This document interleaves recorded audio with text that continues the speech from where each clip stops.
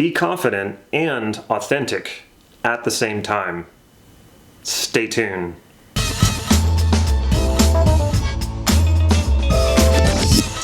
Hey, this is Damon from NLP Gym, bringing you cutting-edge Neuro Linguistic Programming tools and techniques so that you can create the life that you desire. So if that sounds good, please click subscribe to this YouTube channel and hit the bell so you can get these videos on a regular basis.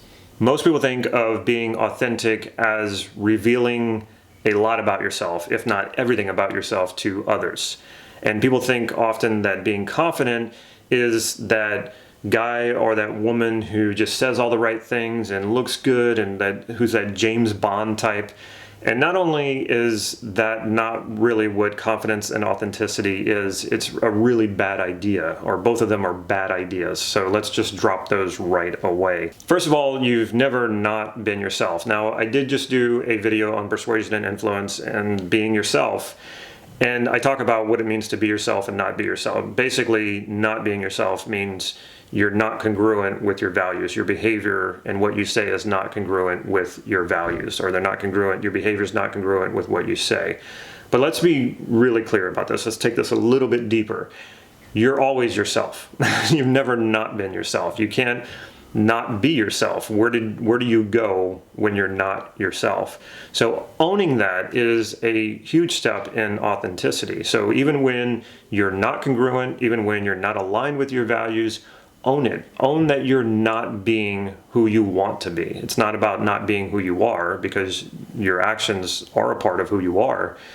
But own that, and you'll take one big step closer to being more authentic. When you think about it like that, it actually takes more effort to be inauthentic than it takes to be authentic. Being authentic, being yourself, that's really easy. All you have to do is just be you. So being inauthentic actually takes a lot more effort. And when you think about it that way, it'll start to make being authentic a lot easier. So when it comes to confidence, people a lot of times have a very unrealistic idea of what that looks and sounds like. They might think of somebody like James Bond. They might think of somebody who's like a crafty, clever salesperson.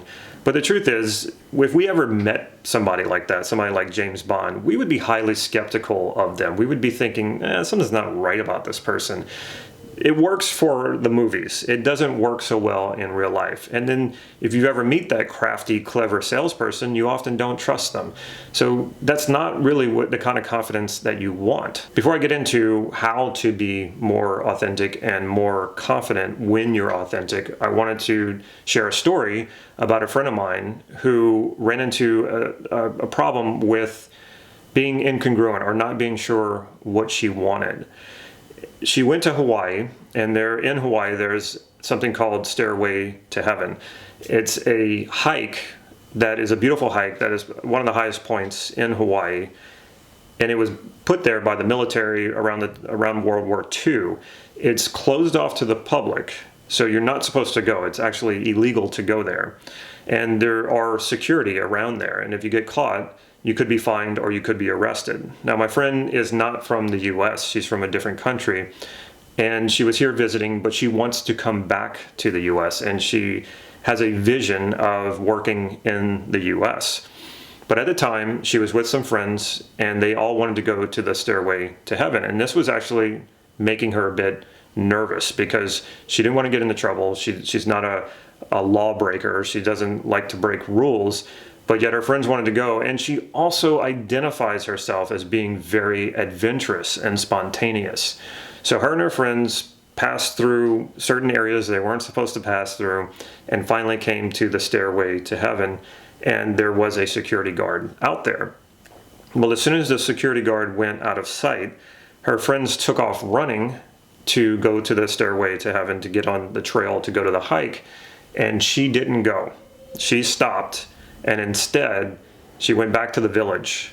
And she felt really bad about this because, again, she identifies herself as being a very adventurous, open-minded and spontaneous person. and she didn't go with her friends and do this hike. And she was explaining all this to me and not feeling good about it. You could tell there was a bit of an internal conflict here. She wanted to go, but she didn't want to get caught. She didn't want to get arrested. And actually, this could have ruined her chances of ever coming back to the U.S. because from the country she lives in requires a visa to come to the U.S. And if on her record was an arrest in the U.S., she probably wasn't going to be able to come back over here. I could tell she was struggling with this, so I wanted her to feel better about it. And it was obvious to me what was going on here. She had a bigger vision. Her vision is to come back to the U.S. and work and live here, legally, of course. And the possibility of getting arrested, getting caught on this hike, could have killed those chances, could have wiped out her vision. And she wasn't willing to give that up. She wasn't willing to go on that hike, even though she really wanted to go, and even though she really identified with being adventurous, it wasn't worth it to her. And this was all going on in her unconscious. It wasn't worth it for her to go on that hike and possibly risk getting caught and ruining and wiping out her vision. And when I explained all this to her, suddenly she realized that actually she was quite congruent with her vision of what she wanted. And suddenly it alleviated the pain that she felt, the internal pain that she felt about not going on that hike and not being adventurous. Sometimes we have to sacrifice, or we have to do without, or we can't do something we want to do because there's something even bigger that we want to do. And this is why it's so important to have a vision. So when she realized that actually she had honored her vision, she was congruent with her vision, it made everything that she lost or that she didn't get to do seem okay. And this is another reason why it's so important to have a vision. And people like to talk about it takes sacrifice, it takes discipline, and it takes motivation, blah, blah, blah. Yes, it does. But when you have a big vision and you're connected with that vision, that sacrifice, that hard work, that dedication, it's not nearly as hard because you know what you want. You're very aligned and connected with what you want. So it's not so painful to do without some of these other things. So here's how it works. Have a vision. Have a big, broad, somewhat vague vision for your entire life. I say vague because you don't know all the twists and turns that life is going to throw at you. So you want to keep it somewhat vague so that you can respond and be flexible and adaptable. Then have smaller visions for each context in your life. Now, people might say, well, how do I create a vision? Know your values. Your values are like projectors for that vision. When you know your values, especially for a given context, it's like a projector. It will help you create that vision. It almost creates the vision itself. Then know what behaviors that you need to do that align with those values. And when you behave in alignment with your values, self-esteem and confidence are automatic. That's where self-esteem and confidence comes from. What a lot of people try to do is they try to pump up their states and try to manufacture confidence, and that's not only not going to work, it doesn't last, but it's actually a bad idea because you don't want to be confident about things that you're not aligned with, and you don't want to be confident about things that you don't have experience with. I use this analogy a lot. You don't want to go take one class on how to fly a plane and then have confidence that you can fly a plane. That's dangerous. You don't want to do that. So have the experience to back it up. Have that vision, and like I said, use your values to create that vision, and then know what behaviors are aligned with those values that will bring you to that vision. And when you behave in those ways, like I said, self-esteem and confidence are automatic. When your self-esteem drops or your confidence drops, that's when you know you're not in alignment with your values. The best part about this is when you're in alignment with your values, you're also being authentic.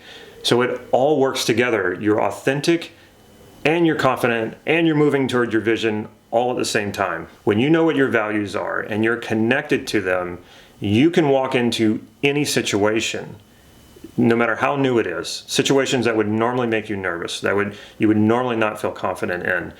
But you can always be confident about who you are. And how you're going to be confident about who you are is knowing what you value. So when you know what you value and you know what behaviors align with those values, it doesn't matter where you go, it doesn't matter who you meet, you're always going to be confident about you.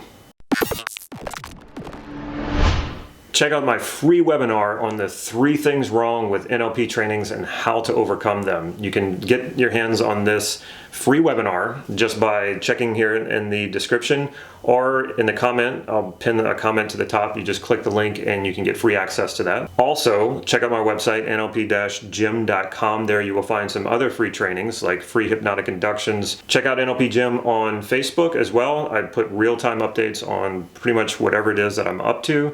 Also, I have a free NLP Gym Facebook group that's private, so look out for that and you can join that as well. Last but not least, if you like this video, please click like right down here. And of course, if you haven't already, please subscribe and click the bell so you can get these videos on a regular basis. Take care.